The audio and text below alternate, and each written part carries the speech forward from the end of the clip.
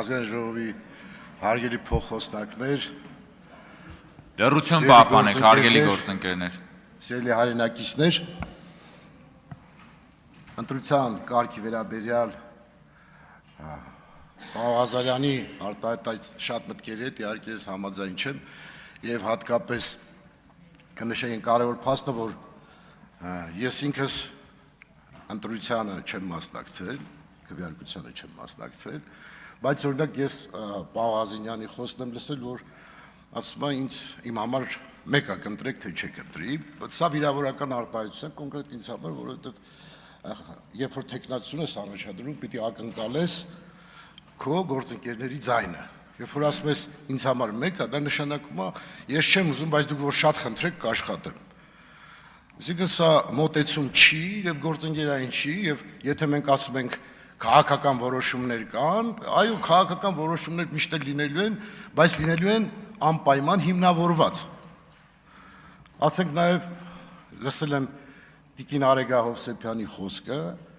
հիբրիդային պատերազմի հետ կապված, որը ես համարում եմ, որ իր ասացի նպատակը դա չէր, բայց միտքը եւ ներքին գաղափարական հենքը դրան շատ մոտ է,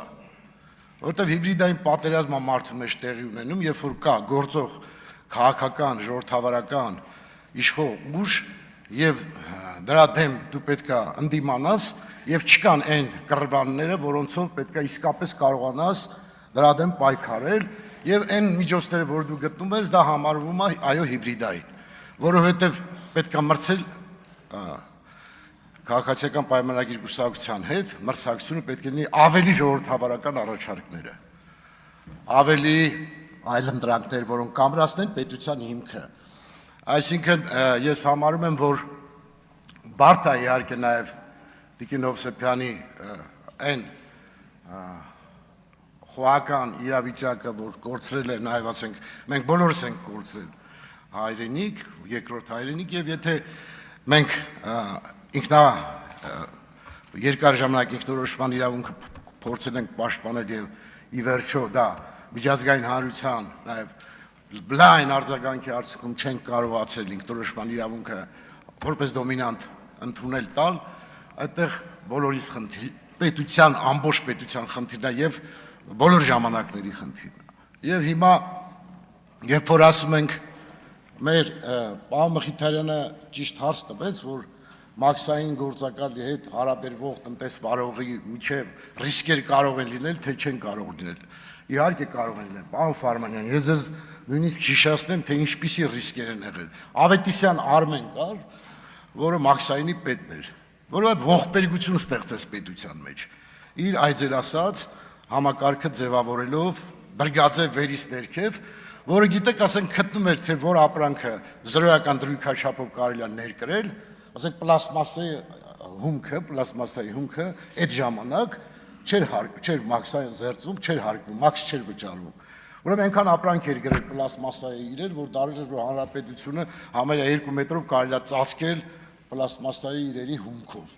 այսինքն կեղծելով այդ ամբողջ շրջանառությունը եւ ստեղծելով միլիարդավոր դոլարներ եւ դղյակներ, այդ վիճակներ ստեղծել։ Այսինքն աստված չանի, որ բանբանի։ Իհարկե մենք պետք է հասնենք դրան, որ մարդու գործոնը ընդհանրապես վերանա այդ հարաբերությունները։ Այսինքն ավտոմատ ես բերել եմ այս բաժակի շիշը եւ դե գրած պետք է լինի եւ դրվի եւ մեխանիկորեն դու վճարես եւ գնաս քո աշխատանքի։ Մենք պետք է հասնենք դրան։ Այն ինչ որ մենք ունեցել ենք, դա ողբերգություն է եւ ես չեմ տարանջատում ժամանակները, մենք հաճախ ենք անդրադառնում նախկիններ ներկաներ, բայց սա ոչ թե պետք է դիտարկել, որ նախկինում եղել են կոռուպցիոներների համակարգ, բոլորը կոռուպցիոներ են, այդպես չի եղել։ Եղել են պաշարժ, ճիշտ աշխատանք կատարող պաշտոնյաներ։ Բայց կար համակարգ, որը թույլ չէր տալիս շատերին, ովքեր առանցքային որոշումներ կայացնող են, նրանց թույլ չէր տալիս այդ որոշումները կայացնեն, խանգարում էր եւ մարդիկ դուրս էին մնում համակարգից, չհամաձայնվելով գործող վարչակարգի սահմանված խաղի կանոնների։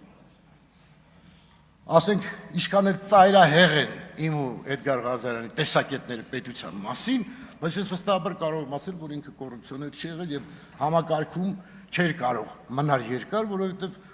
երբ որ կարևոր որոշումներ պետք է ընդունեին, թույլ չէին տալու այդ պաշտոնյան, որից կախված է, մնա այդ պաշտոնին, որովհետև այդ որոշումը պիտի ընդունվեր։ Եվ այդ որոշումը ընդունողը պետք է լիներ այո կոռուպցիոներ։ Ասենք նույն ձևի Սասուն Միքայելյանը աշխատել է այդ համակարգում, բայց տեսա քանի անգամ դատվեց, որովհետև չի համաձայնվել գործող քաղաքականության հետ։ Չի համաձայնվել, ուրեմն պետքա պատասխան տար եւ իր կյանքով, իր տարիների մղձավանջով հատուցեր։ Նույն Անդրանիկ Քոչարյանը շատ վաղուց համակարգում է եղել։ Միշտ էլ դուրս են թողել, որովհետև շատ կարևոր հարցեր, որ ինքը իր պետական մտածողությամբ փորձել է առաջ տանել, պատինա դեմ առ։ Այսինքն կար համակարգային խնդիրներ, որոնք անձերով պայմանավորված չէր։ Մեր խոսքը դրա մասին է, խոսքը դրա մասին չի, թե ով որ ասենք 75 թվականին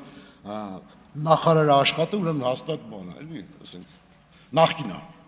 Այսօր էլ կա աշխատող, որը շատ արագ բնորոշման իմաստով դառնում է նախկին իր տրամաբանությամբ, իր գործելավոճով։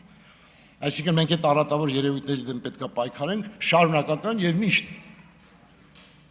Եվ այստեղ զուտ մի բացարձակ դժվար խնդիր կա, կոնկրետ ընդդիմադիր խմբակցության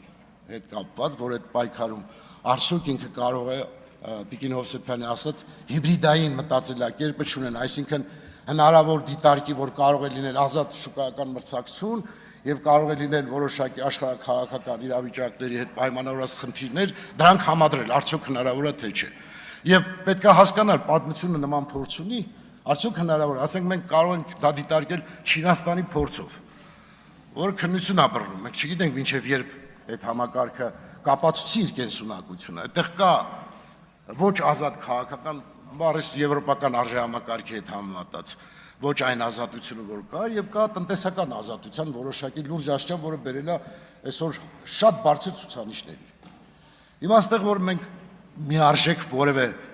համակարգ ընդունել, որ սա ամենաճիշտն է, մենք ոչ մեկս չենք կարող ասել, մենք տնտեսագետներ ենք, բայց մենք գիտենք տնտեսագիտությունը շատ կարևոր էմպիրիկ բանաձևեր անդադ պետք է փորձարկել հասկանալու համար, արդյոք մեր տնտեսությունը ճիշտ ուղղությամբ ենք տանում, արդյոք հնարավոր է պահել որոշակի պայմանական ասած վարչահարամայական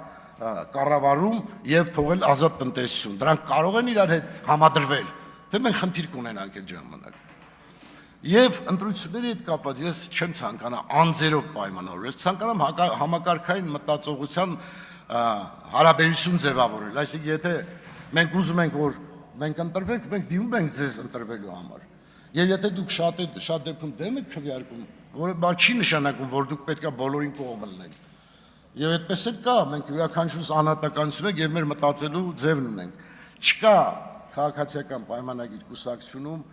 ասել եմ ու վերջ հասկացություն, չկա նման բան, հավատացնում եմ ձեզ, որ շատ երկարատև քննարկման եւ նաեւ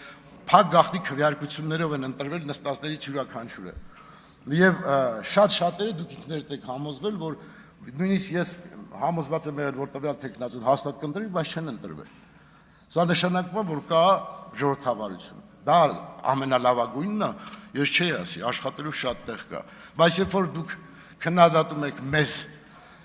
ընտրության հետ կապված, պետք է նայել, որ արդյոք դուք ժողովրդավարության այդ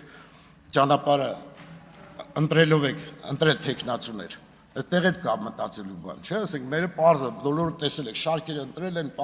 պատվիրակները ընտրել են 284 հոգուց 50 հոգի, եւ այս ընտրությունը բոլորի աչքի առաջ է եղել, դա մեծ թիվ է կազմել, եւ այդ մարդիկ բոլորը գիտեն, որ ասեք ես գիտեմ իմ ամեն մի ձայն 351 ձայն են ինձ ստայլ, ամեն մի ձայնի պատասխանատվություն ես զգում եմ, եւ իմ ամեն մի խոսքը պատասխան պետք է տա, բացի ժողովրդից, նաեւ ընտրողների իմ ընտրողի որպես պատգամավորության տեխնացու։ Հետեւաբար խնդրում եմ, որ սա մենք չենք նայելու